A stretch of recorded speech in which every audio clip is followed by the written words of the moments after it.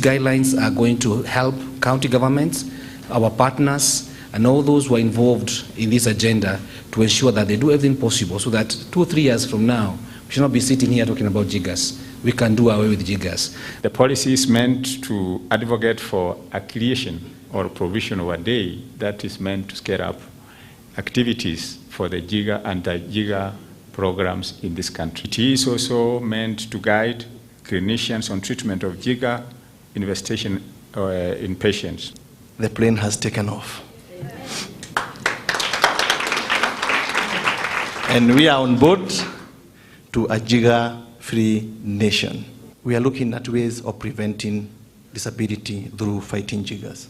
Jigger is just an indicator of many problems that are facing our communities. So jigger is one of the biggest human rights abuser I've ever come across. We want to put jiggers in the archives. CS of Health, I think you join me in this.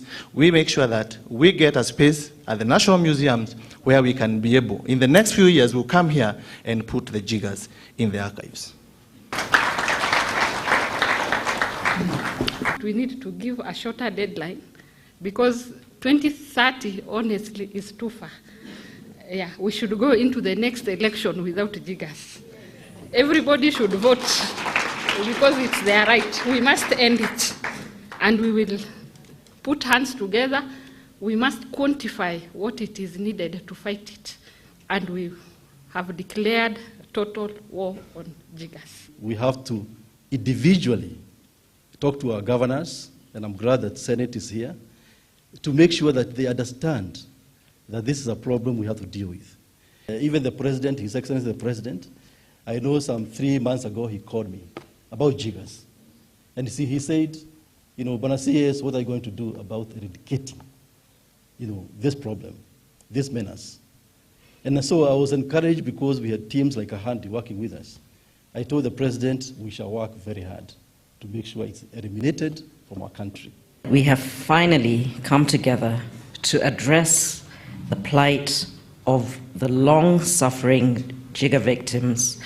An estimated 2 million Kenyans in 24 counties continue to suffer the debilitating effects and social stigma associated with this parasitic vermin 50 years after independence.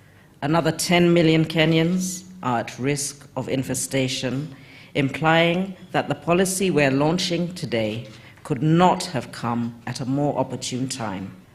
I wish to thank Ahadi Kenya Trust and other humanitarian organizations for courageously raising a national awareness campaign on jiggers among the political and business leaders and their unrelenting effort in helping jigger victims cope with the menace.